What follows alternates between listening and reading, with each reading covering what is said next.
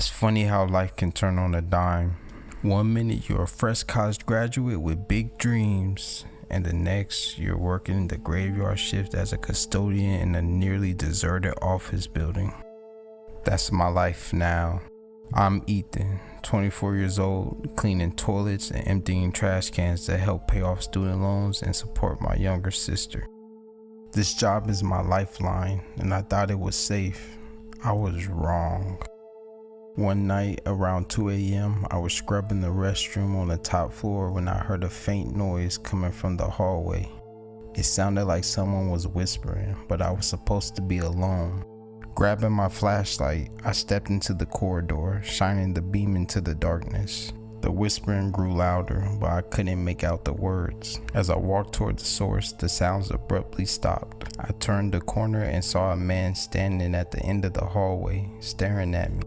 He was tall with disheveled hair and clothes, his eyes wild and unfocused. "Hey, you're not supposed to be here," I said, trying to sound authoritative. The man didn't respond. He started walking towards me, his movements slow and deliberate. My unease turned to fear as I noticed the knife in his hand, the blade catching the dim light.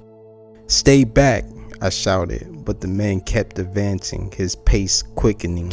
I turned and ran, my heart pounding in my chest. The sound of his footsteps echoed behind me, growing closer. I burst into the stairwell, taking the steps 2 at a time, but he was right behind me. I could feel his presence, his ragged breath on my neck. Reaching the ground floor, I sprinted toward the security office. The guards looked up in surprise as I barged in, slamming the door shut behind me.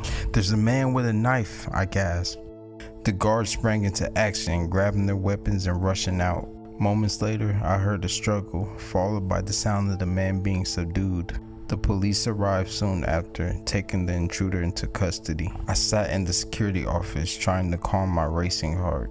The guards told me the man was a known criminal, mentally unstable and dangerous. I couldn't believe how close I had come to being his next victim. The building's management offered me a few days off to recover, but I knew I couldn't go back. The fear of encountering another night stalker was too great. I quit my job the next day, finding work in a much safer environment. The memory of that night stayed with me, a chilling reminder of how quickly things can go wrong. But I was grateful to have escaped with my life, and I moved forward, determined to put the terrifying experience behind me.